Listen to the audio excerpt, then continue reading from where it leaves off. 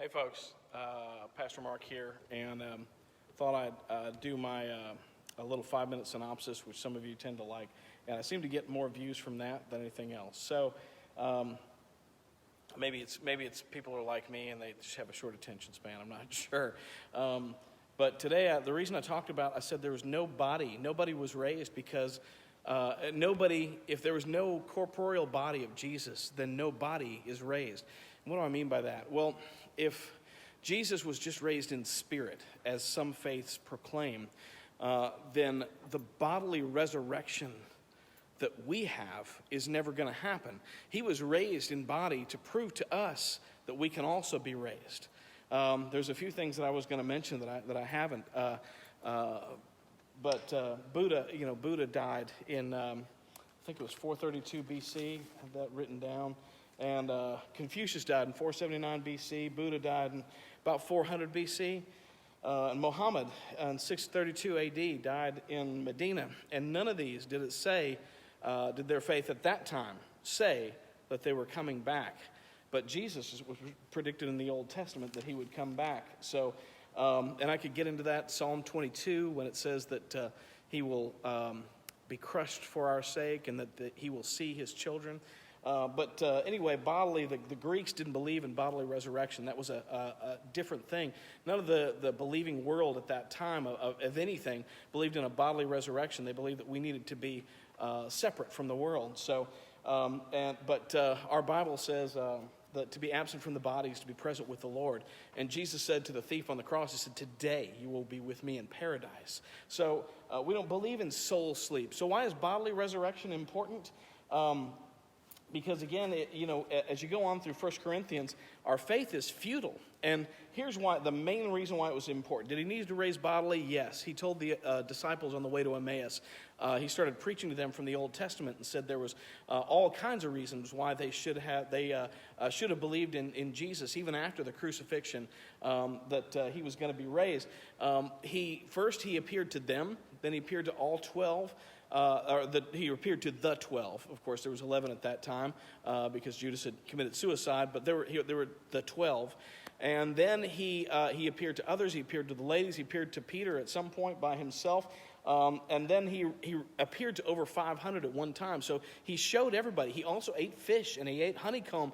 And it doesn't talk about it just like dropping from his spiritual body. No, he was actually there, And why is that important? Because if you look down at verse 26, it says the last enemy to be defeated is death. You see, if Jesus wasn't raised bodily, then he didn't defeat death. If he didn't defeat death, we don't have a hope, folks. You see, yes, he lived and showed that he was the Christ by performing miracles and the things that he spoke about. Yes, he lived. Yes, he was crucified, and that paid the penalty for our sins. But also, more than any of that, then he was raised. You see, him being raised makes all the difference in the world because he defeated the last enemy, which was death.